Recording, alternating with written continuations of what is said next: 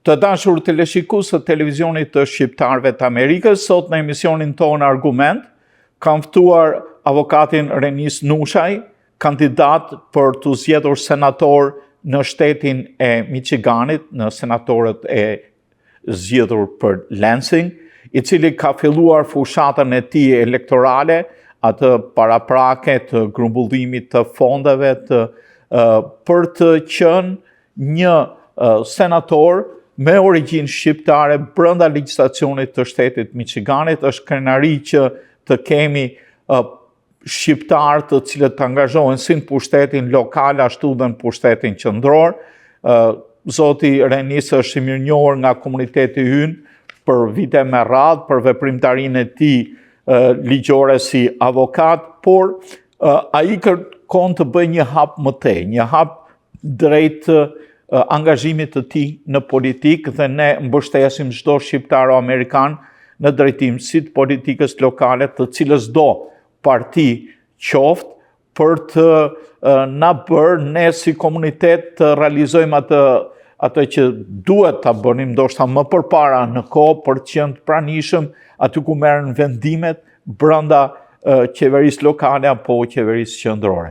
Renis, mirë se erdhe. Faleminderit shumë, është një kënaqësi dhe faleminderit shumë për fjalët e këndshme. Ishim bashkë në një fundraiser të organizuar nga ju dhe fushata e juaj, me një grup bashkëtetarësh të cilët ju mbështesin, jo vetëm si shok apo mik i tyre, por edhe si një bashkëtetar, si një shqiptar që do dhe kërkon të angazhohet në politikë. Pyetja e parë ka të bëjë me këtë. Duke qenë një avokat i realizuar, si do të është në pikpamjen financiare, në pikpamje profesionale, përse ju duhet, përse hidheni një hap më tej në drejtim të politikës këtu lokale në shtetin e Michiganit? Faleminderit. Ajo është pyetje shumë e vënd, është pyetje që unë i përgjigjem gjatë gjithë kohës, duke filluar që brenda shtëpisë me bashkëshortën time. Edhe pyetja kërkon një përgjigje të gjerë, do të jap një përgjigje të gjerë, mos të jap atë përgjigje në shkurtër dhe drejt. Në fund fare ju keni absolutisht drejt. Unë si avokat kam jetë mrekullueshme. Ne njëri personalisht bashkë, jam i martuar, kam 2 vajza që janë nga 9 vjeç secila, jam binjake. Nga aspekti profesional jam gjithçka kisha dëshirë të arrija në aspektin tim profesional, besoj se i kam arritur dhe jam shtimase i kënaqur, jetojmë jetë mrekullueshme. Dhe në fund fare, për shumë arsye, nëse do analizoja në mënyrë logjike vendimmarrjen në lidhje me aspektet politike të jetës, do thosha që do ishin e panevojshme, krejtësisht e panevojshme. Por pastaj filloj mendoj në disa aspekte që mbase vijnë nga profesioni, po janë të bazuar në jetën tonë si komunitet. Në aspektin profesional do thosha këtë.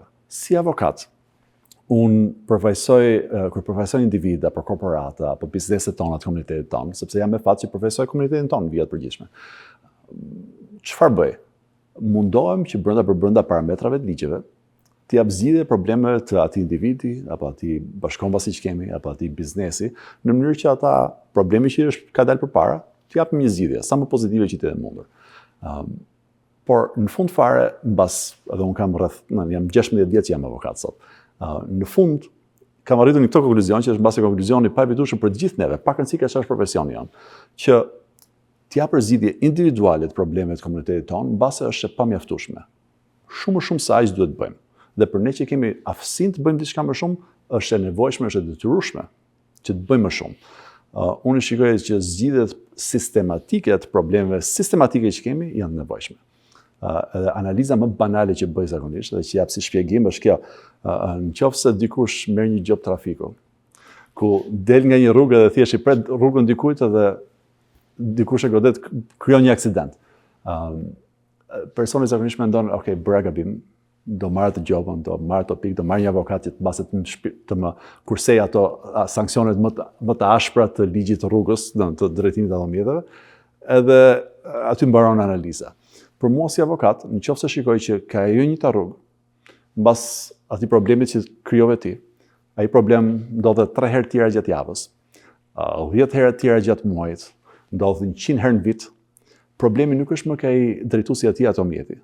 nuk është më individual, nuk është gabim personal, po është një problem sistematik në mënyrën se si kemi ndërtuar rrugën, si kemi ndërtuar shpejtësinë, si kemi ndërtuar shenjat e fiksimit, rregullat, gjithçka. Edhe kjo analizë ka përshtypjen aplikohet anë sistemit. Dhe jam i opinionit që neve do të japim zgjidhjet tona sistematike. Edhe ju përmendët atë fundraiser ku ishim ne para disa ditëve fundit. Aty ishim me një grup bashkëkombëtar tan. Gjithë shumica për tyre ishin moshatarë tan. Edhe një pjesë grupi organizues është një shoqat që unë e kam shumë për zemër, që është Besoke Diaspora. E kam për zemër si nga individët që janë pjesë e shoqatës, po edhe nga misioni dhe nga synimi që kanë. Dhe ai grup është një grup që kërkon diçka shumë më shumë, të arrijë diçka shumë më të madhe për këtë diasporën tonë, për komunitetin tonë, nga çka arritur deri më sot. Në një farë mënyrë ai është edhe synimi im personal. Një nga poshllëqet që kemi neve si komunitet, se mos harrojmë që ky është komunitet që ka vite këtu. Edhe vala e fundit e emigracionit është bërë tani 30 vjeçare. Jo më pasaj shqiptarët e tjerë që janë edhe më të hershëm. Neve një nga boshllëqet që kemi janë boshllëqet në aspekt në rangun politik, në vendimarrjen politike. Dhe jam i opinionit personal që mungesat tona në rangun politik na ndikojnë tej masa. Dhe nuk në një farë mënyrë ose në tjetër, na ndikojnë në paaftësi për të dhënë zgjidhje problemeve sistematike që ka ky komunitet. Kjo është edhe një nga arsyet kryesore pse unë po shkoj për këtë fushat, për kandidatoj për këtë grup. E qartë, por në këtë mes, cila është përvoja juaj jetësore, profesionale që ju shtyn që mendoni se jeni përgatitur tashmë për detyrën e senatorit të shtetit? Faleminderit. Do ta realizoj në dy mënyra sepse shumë më ndërtohet të pyetje dhe unë e vlerësoj tej mase. Në aspektin personal, të qenit shqiptar kanë përshtypjen na ndihmon shumë më shumë se sa ndihmon shumë kandidatë tjerë. Një nga mënyrat se si na ndihmon është fakti që ne si shqiptar kemi aftësinë të dallojmë korrupsionin kur e shohim me sy, sepse kemi histori e trashëgimi dhe eksperiencë individuale dhe mbarkombëtare në të drejtim. Edhe unë atë vlerësoj tej mase personalisht ke vetë ke gjithë nëse shqiptar. Edhe analiza ime në atë drejtim është kjo. Unë kësaj që dal nga shtëpia, filloj të bëj ankesa me zot lart deri në atë pikë që edhe vajzat e mia që i kanë makinën zakonisht kur i çojnë në shkollë, kanë filluar të thonë që babai ti gjithë çfarë bën është vetëm ankohesh gjithë ditën. Edhe një nga ankesat që vjen është thjesht sepse dalloj korrupsionin që sa del nga dera e shtëpisë. Kur shikoj këto rrugët tona këtu në këtë shtetin tonë famoz, ku edhe ka përshtypjen edhe unë dhe ti do jemi dakord për këtë që rrugët tona këtu lën aq për dëshiruar sa që ngaherë them që rrugët e Shqipërisë janë më të mira sa nga këto rrugët tona këtu. Edhe kjo mua më duket absurde.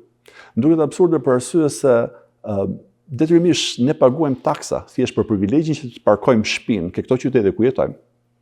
Paguajmë taksa sa ju e dini shumë mirë sa paguajmë. Ato taksa na i marrin dhe pastaj presupozohet që shkojnë në një seri me drejtime që të bëjnë jetën tonë sa më komode që nga shkollat, që nga shkollat, rrugët, më thetash, gjithçka. Rrugët nuk janë gjendje aty ku duhet jenë. Rrugët janë skandaloze, po të marr atë shembull. Atëherë pyetja që na lind që të gjithë neve që paguajmë taksa për punë është, po çfarë bënim me parët? Sepse pastaj sa herë që duam neve që të rregullojmë një rrugë, sa herë që duam bëjmë drejtar në një shkollë, sa herë që duam bëjmë një përmirësim në çdo aspekt qeverisë tonë, në ndërtesa, çado që të jetë. Çfarë thonë? Thonë duhet të rrisim taksat. Atëherë pyetja lidhet vetë ty, po çfarë po bën me ato taksa që na merr? Rritim mileage që është. Bën një mileage që o burra duhet ta rrisin atë, edhe vit për vit gjithmonë taksat tona rriten, dhe mileage ke shtëpia rritet. Ti parasysh, kostot rriten gjithashtu, edhe me që s'bëhet, nuk bën rregullohen ato gjëra që duam të rregullojmë, nuk rregullohen. Edhe prandaj edhe mund të jap për shembull pafund lidhje me këtë aspekt, që kjo unë do të thosha është absolutisht, ky është korrupsioni. Këtu korrupsioni në këtë vend është i legalizuar. Është sepse funksionon pas kontratave. Çdo gjë bëhet me vendime të hapura. Po në fund fare, nëse taksat merren, të ardhurat merren nga individët, nga kush merret? Nga unë, nga ti, nga ata që punojnë, nga familjet tona. Merren dhe pastaj në fund fare puna nuk bëhet. Ti mund t'ia vësh emrin si ta duash asaj. Mund t'ia vësh emrin burokraci, mund t'ia vësh emrin çfarë duash ti. Po në fund fare, ne si shqiptar e dallojmë për atë që është korrupsion.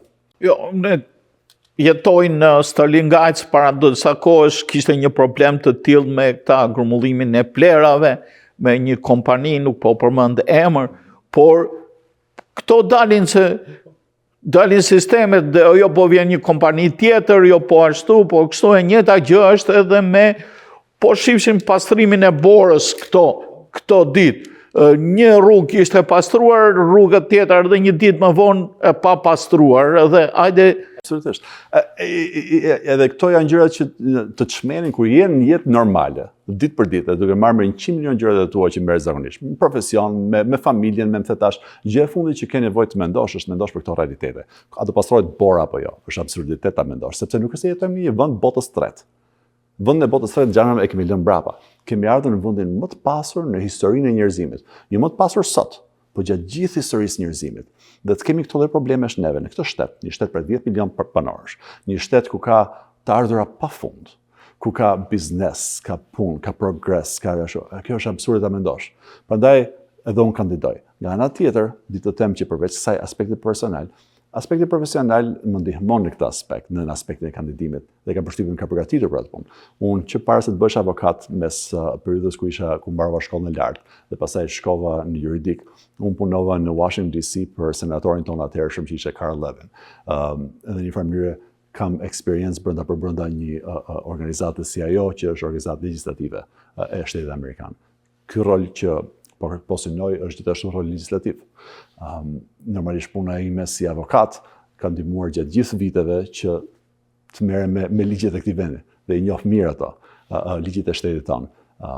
Dhe kur synoj që të rregulloj në mënyrë sistematike problemet me të cilat merremi neve dhe shikoj në rangun politik, në rangun se ku ndodhin këto ndryshime, kjo është arsyeja pse synoj dhe kandidoj për pozicionin si senator i shtetit Michiganit, për arsye se në rangun politik legislativi është ai që rregullon këto lloj problemesh. Detyrimisht jam i opinionit që duhet në bën kuptim, dhe është e nevojshme, që një avokat të jetë pjesë e legjislativit. Prandaj dhe kur shikoj legjislativin tonë dhe shikoj ca nga mangësitë që ka, në një farë mënyrë analiza ime më brin konkluzionin që them duhet mbase të kemi pak më shumë avokatë. Dhe unë e ju kemi folur personalisht në lidhje me këtë, ku kemi një legjislativ që është i përbërë nga dy dhoma, ashtu sikur se dhe e federali. Dhe dhoma e Senatit, që ka 38 senator, dhe dhoma e përfaqësuesve që ka 110 senator. Dhe siç kemi folur, kongresmen. Po, në dhomën e Senatit të shtetit Michiganit, nga 38 senator, kemi vetëm një avokat. Të dashur teleshikues, po e ndërpresim këtu emisionin për një pauzë publicitare, do të kemi pas pak.